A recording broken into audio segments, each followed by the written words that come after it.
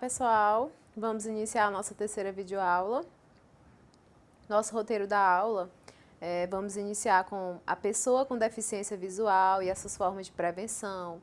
Vamos falar sobre a surdo-cegueira, a definição de surdez, algumas considerações sobre o agente comunitário de saúde, quebrando barreiras da comunicação, formação dos profissionais da saúde, formas de comunicação da pessoa com surdez, identificando o surdo oralizado, o usuário de Libras e bilíngue e pessoa com deficiência. A pessoa com deficiência visual e as formas de prevenção. Ofereça ajuda sempre que necessário. Na hora da refeição, pergunte se necessita de auxílio para cortar carne, adoçar o café, o chá e fale a posição dos alimentos à sua frente. Na hora de atravessar a rua, ofereça seu braço, se identifique a pessoa cega e tome cuidados com brincadeiras em relação à sua deficiência.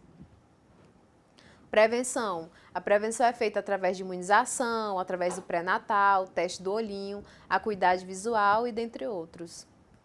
A surdo-cegueira. A surdo-cegueira é uma deficiência única que apresenta perda de audição e visão, necessitando de comunicação especial, Braille ou AD. Podem ser congênita ou adquirida. Orientações para o agente comunitário de saúde. Visita domiciliares, encaminhamentos para o oftalmologista e esclarecimento de dúvidas. Meio de comunicação. Na surdo-cegueira, o meio de comunicação vai ser o sistema de Braille, recurso utilizado pelas pessoas com cegueira para desenvolver a escrita e a leitura pelo tato, ou o alfabeto dactilológico.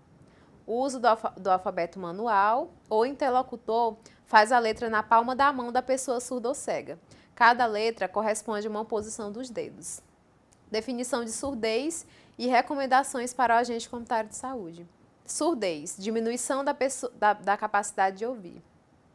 Para verificar a sensibilidade auditiva, existe um instrumento que chamamos de audiômetro. Esse instrumento nos indica qual grau de surdez que a pessoa tem. O zumbido é o sintoma mais comum. 70% dos casos das pessoas com surdez, o zumbido vai estar presente, em 70% dos casos. Os graus de perda auditiva, ela varia. Ela pode ser leve, média, severa e profunda. A surdez, ela pode ser adquirida através da mãe com sífilis, ou rubéola, ou perinatais, adquirida durante o parto forçado, fórceps, infecção hospitalares, entre outros. Ou pós-natais, adquirida após o nascimento, meningite, excesso de remédio, sarampo ou cachumba.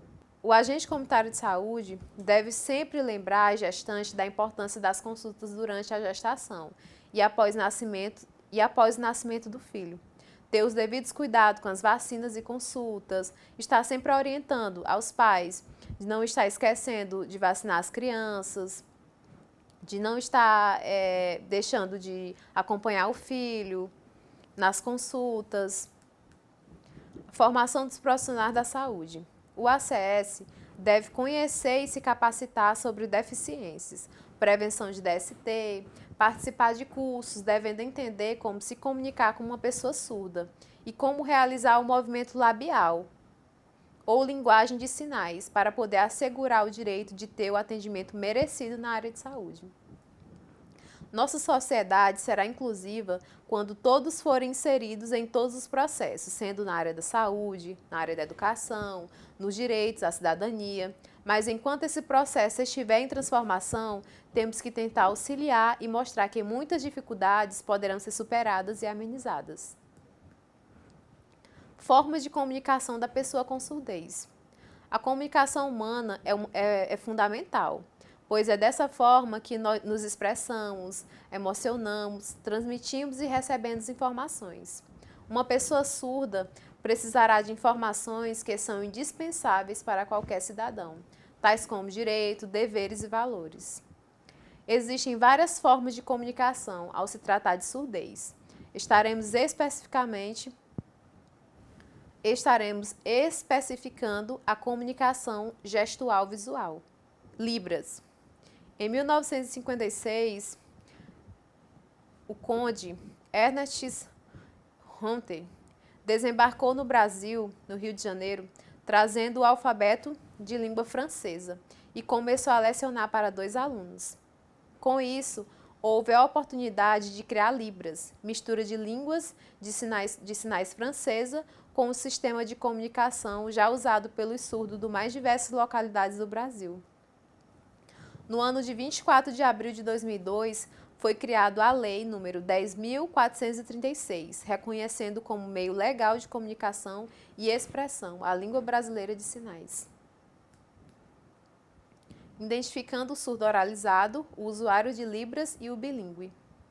No decorrer dos tempos, foram desenvolvidos alguns meios, tais como os aparelhos auditivos, a leitura labial, o oralismo, o binguilismo, a comunicação total e o método de língua brasileira de sinais, Libras.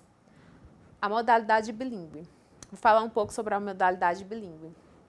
É uma proposta de ensino que propõe o acesso dos sujeitos surdos às 2 línguas, no contexto social e escolar, tendo a língua de sinais como a primeira língua, e a partir daí se passa para o ensino da segunda língua, que no caso do nosso país é o português, que pode ser na modalidade escrita ou oral. A modalidade bilíngue é quando o surdo ele vai conhecer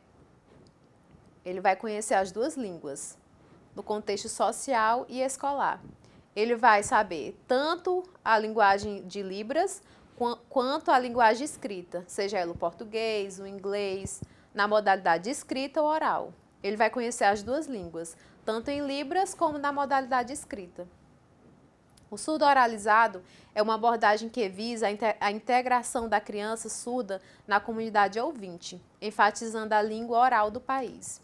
Leitura labial, uso do aparelho auditivo, cultura ouvinte, busca de identidade própria, não gosta de linguagem de sinais. Geralmente, o surdo oralizado, ele vai usar o aparelho auditivo, ele vai utilizar a leitura labial e ele não gosta de língua de sinais.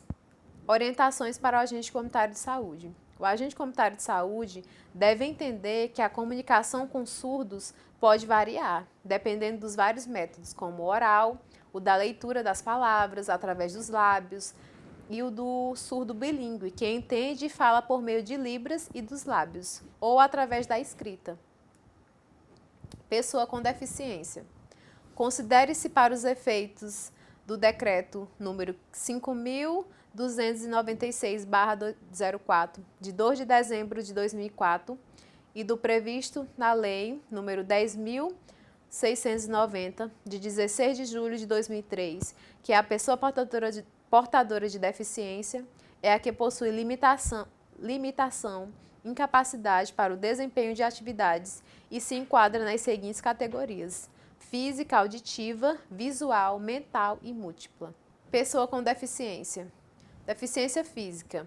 Alteração completa ou parcial de um ou mais segmentos do corpo, que acarreta comprometimento da função física, apresentando sobre a forma de paraplegia, amputação ou ausência de membro, exceto as deformidades estéticas e as que não produzem dificuldade para o desempenho da função. O deficiente físico, ele só será considerado sobre essas seguintes formas: em caso de amputação, paraplegia ou ausência de membro. Ausência de membro, as que não produzem dificuldade para o desempenho das funções. Deficiência auditiva. Perda bilateral, parcial ou total, de 41 dBs ou mais. A deficiência auditiva, ela precisa ter a perda bilateral, parcial ou total, de 41 dBs. Para ser considerado deficiente visual, é necessário apresentar uma condição de baixa visão, cegueira geral, em 40 a 60% de cegueira, que leva à necessidade de usar o braille para ler e escrever. O deficiente visual, ele só é considerado deficiente visual quando ele apresentar 40 a 60% da visão prejudicada. Deficiência mental. Funcionamento intelectual significativamente inferior à média, com manifestações antes dos 18 anos e limitações associadas a 2 ou mais áreas de habilidades adaptativas. Comunicação, cuidado pessoal, habilidades sociais, utilização dos recursos da comunidade, saúde e segurança, habilidades acadêmicas, lazer e trabalho. Deficiência múltipla, associação de duas ou mais deficiências. A saúde da pessoa com deficiência necessita de atenção integral, pressupõe uma assistência específica à sua condição, ou seja, serviços estritamente ligados à sua deficiência, além de assistência a doenças e agravos comuns a qualquer cidadão. Pessoa com deficiência.